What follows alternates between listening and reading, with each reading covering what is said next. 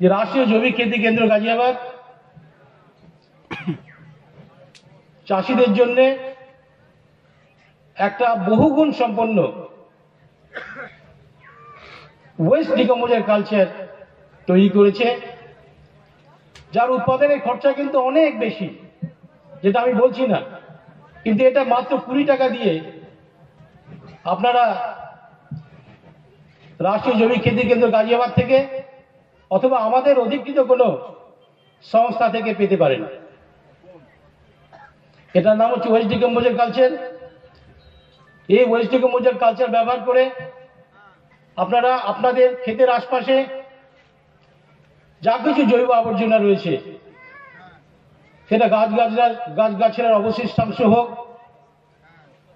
কিচেনের রান্নাঘরের অবশিষ্টাংশ হোক, সবজি মান্ডির অবশিষ্টাংশ হোক, যা কিছু জৈব আবর্জনা আছে, গোবর আদি, সেটা দিয়ে প্রয়োজন মতন নিজেরাই সার তৈরি করে সেই জৈব সার আপনারা ব্যবহার করে জৈব চাষ করবেন। ভারতবর্ষের এখনো পর্যন্ত 50 লক্ষেরও বেশি চাষি এই ওয়েস্ট ডিকম্পোজার কালচার ব্যবহার করে তারা সফলতাপূর্বক জৈব চাষ করছে। আমি আমাদের যে মাশরুম ফাউন্ডেশনের যারা কর্মীরা রয়েছেন তাদের আমি অনুরোধ করব, আমার বক্তব্য চলাকালীন শেষ হওয়ার পরে তারা যাতে একটু ডেমনস্ট্রেশন দিয়ে দেন যে কিভাবে এটাকে এই দিয়ে আপনারা কালচার তৈরি করবেন এবং সেই কালচার থেকে আপনারা কিভাবে জৈব সার বানাবেন এবং চাষ করবেন। তবু আমি একটু আপনাদের বুঝিয়ে বলি। প্রথমে দেখুন, একটা ড্রাম রাখা রয়েছে এখানে, প্লাস্টিকের ড্রাম, যেটা সব বাড়িতেই থাকে।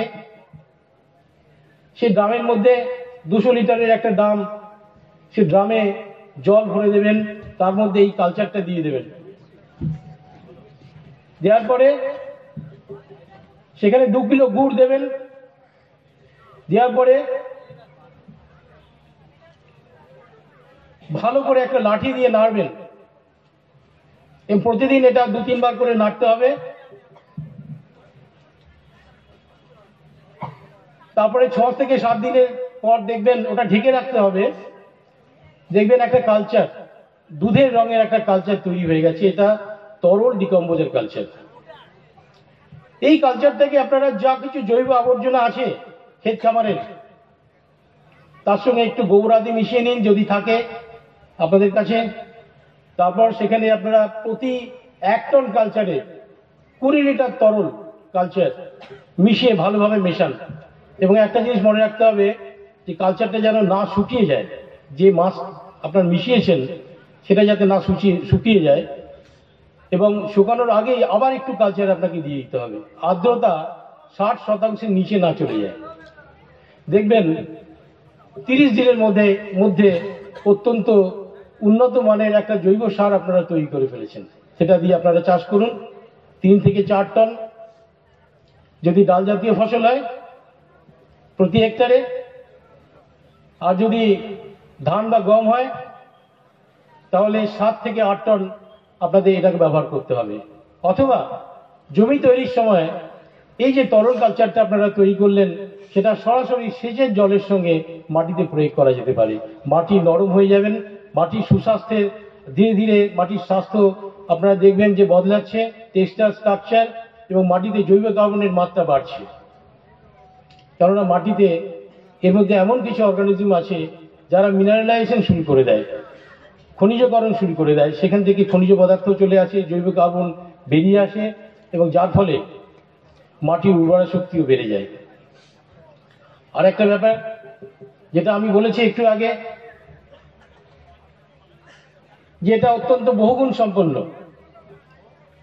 যখন ফসল দাঁড়িয়ে থাকে খেতে তখন আপনারা এর 50% বা 10% 7 দিন বা 10 দিন অন্তর এটাকে স্প্রে করতে পারেন, যে তরল কালচারটা আপনারা ব্যবহার করলেন। তাতে কিন্তু রোগ জীবাণু পোকামাকড়ের আক্রমণ থেকে গাছ রক্ষা পাবে।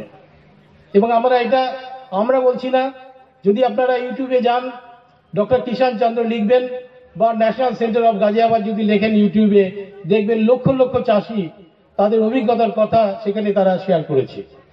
সেখানে আপনারা জানতে পারবেন তারা নিজেদের মোবাইল নাম্বার দিয়ে তাদের অভিজ্ঞতার কথা শেয়ার করছে আমাদের অনুরোধ অনুযায়ী, এবং সেটা আপনারা তাদের সঙ্গে কথা বললেও বুঝতে পারবেন যে ব্যাপারটা কতটা লাভদায়ী। আর একটা ব্যাপার,